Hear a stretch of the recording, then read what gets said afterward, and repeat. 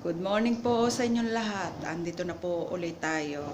Pakikita ko po sa inyo yung ating ginawa kahapong carrots na ibinabad natin sa tubig. Ito po yon. Pakikita ko po sa inyo.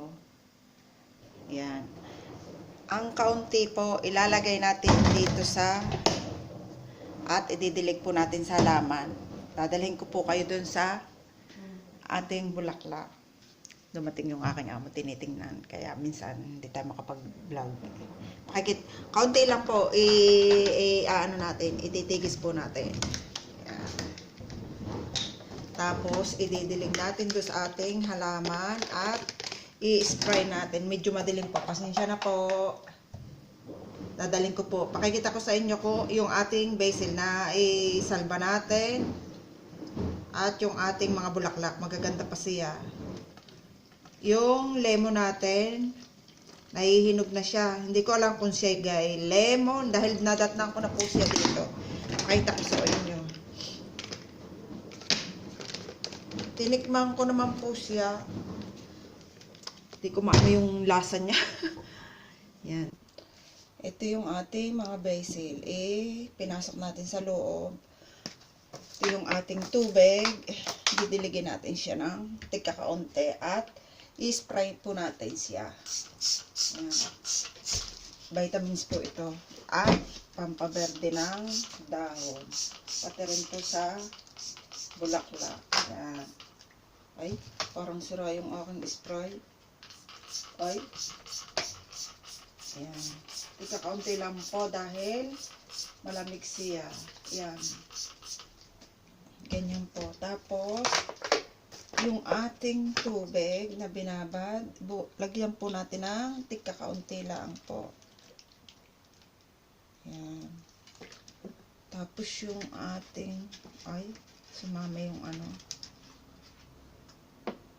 Yan. Kung meron po kayong ano, yung pandilig, ilagay ng tubig na pandilig, mas maganda po yun.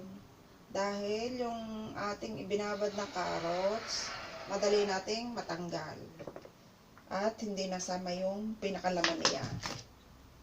Sa ilalim po, ko inilalagay yung tubig. Kung meron pong palagay sa ilalim po, mas maganda. Dahil malamig po dito, para hindi maano yung ating halaman. Pupunta naman po tayo doon sa ating mga bulaklak at tawag dito, lemon. Tayo na po. Ganito po yung sinasabi ko sa inyo. Ayan. Kung meron po kayo nito, meron, dito po nyo ilagay yung inyong pinagbalatan ng carrots or mag-add po kayo ng isa. Tansay na lang po ninyo yung tubig ninyo ilalagay. Ito po yung ating mga halaman. Yan o. Tanyo, nabubulaklakan pa po. Ang gaganda ng bulaklak niya. Basta ito araw-araw or pag mayroong dilaw, may oras kayo, tanggalan nyo yung mga dahong dilaw. Itong ganito po. Yan. Tingnan nyo po ito. Tinuso ko lang to. Yan.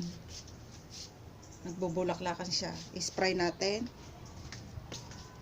Yung mga pinagbalatan ko, diyan ko nilalagay dito. Tinatapon ko. Pampataba rin po yan.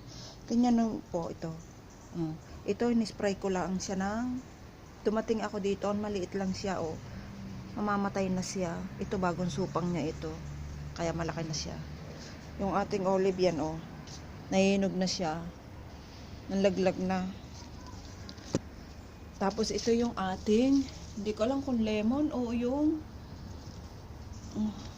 kasi ang liliit naman niya eh. Yung ano, tawag ito, nesentunis, mandarini dito. Nag-uumpisa na siyang mahinog. Ito, ina-spray ko rin po siya ng yung tubig nating pinagbabaran. Tanyo po yung dahon niya. Dapat po ito itatapon na. Nasabi ko na rin po sa inyo. Dapat po ito itatapon na kasi yung dahon niya, ganito po yun ay nangungulot-ngulot, mamamatay na siya. Kaya in-spray ko siya ng itong ating pinag-anohan ng carrots. Spray natin siya. Ay, dito kayo. Ayan o, pakikita ko po sa inyo. Ayan.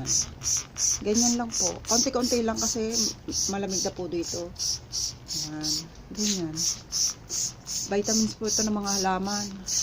Berde at pampabulaklak. Maganda pa ay sa bunga. Kung meron kayong mga halaman na bunga. Para sa lahat po ito ng mga tawag doon, ng mga piyanta, mga halaman. Yan, ginaganyan ko po.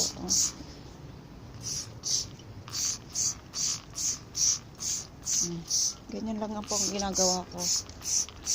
Tapos didiligan din natin sila ng tika kaunti. Yan, ganyan po ginagawa ko.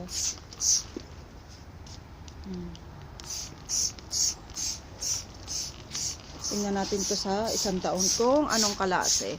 I-update ko po kayo kung dadami ang kanyang bunga. Tapos yan, medyo malamig na. Wala pa naman din akong medyas. Hindi ako nakapag-medyas. Mainit kasi sa loob. Pag yung naka-medyas ako. So, didiligan natin siya ng tika kaunti. Yan. Kaunti-kaunti lang. Huwag lang hindi sila mabasa. Dahil malamig nga po, hindi kailangan maraming tubig. Yan. Ang didiligan ko lang itong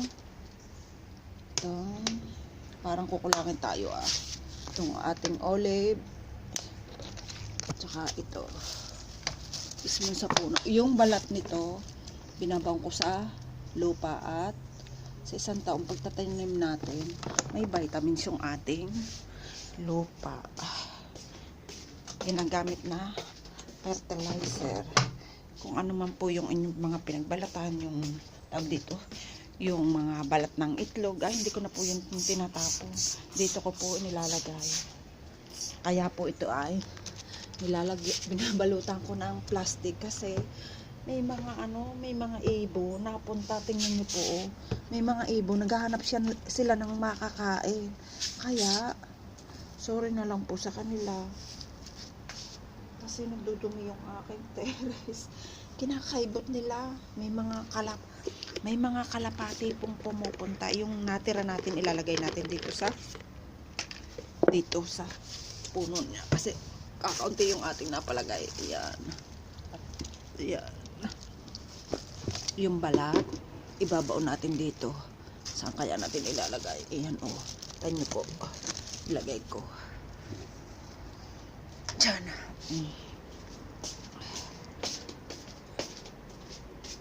Tapos magluluto na tayo dahil tanghali na. Ito babaw natin sa lupa pero wala akong gunting. Wait lang po. Yan, ating puputulin at ilalagay natin dito. Kumuha na rin po tayo ng paging takip dito para hindi magdumi ang ating terrace. Andito tayo sa taas. Kanan ng tao. Pagagawa ng babae. Kasi siya nakikita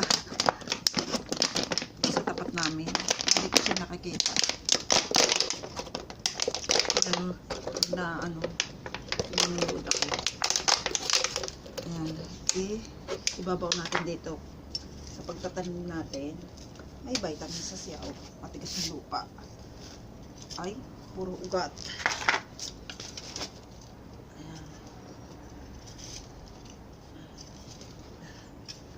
Ganyan ko lang po. Ay. Yan.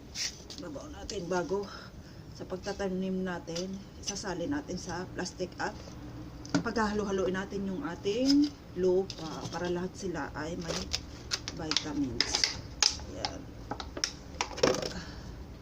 Kahit nababad na ito, meron pa rin naman yan. Ihain na natin. Mabulok siya. Diyan. Mga January or February, mag-uumpisa po tayong magtanim ng ating kung anong meron tayong pantanim. Yan, takpan natin na hindi anuhin siya ng tawag ito, ng mga ibon. Yan, tayo na po sa at malamig, wala po akong medyas. Yan maano na talaga siya, malamig na. Parang yung langit na baba. Ito pa pala, linisin natin muna bago tayo pumasok sa loob. Kahapon hindi ko ito nalinis dahil Nagpunta kami sa doktor. Bukas pupunta na naman kami sa doktor. Madalhin ko yung aking amo.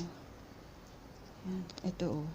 Itinuso ko lang siya. Maintindihan natin sa ay namamatay yata siya. Sa isang tag-init. Mga January yan. January, March, ganyan. Okay na yan. Tingnan natin kung anong klase nila. Okay. Bye-bye po. Maraming po salamat.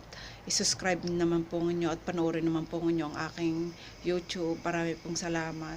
Tulungan nyo po akong makamit ko rin yung kagayanan sa inyo. Salamat po ng marami. Bye-bye po. Bye-bye. Para maan po ako sa YouTube. Salamat po. Bye-bye.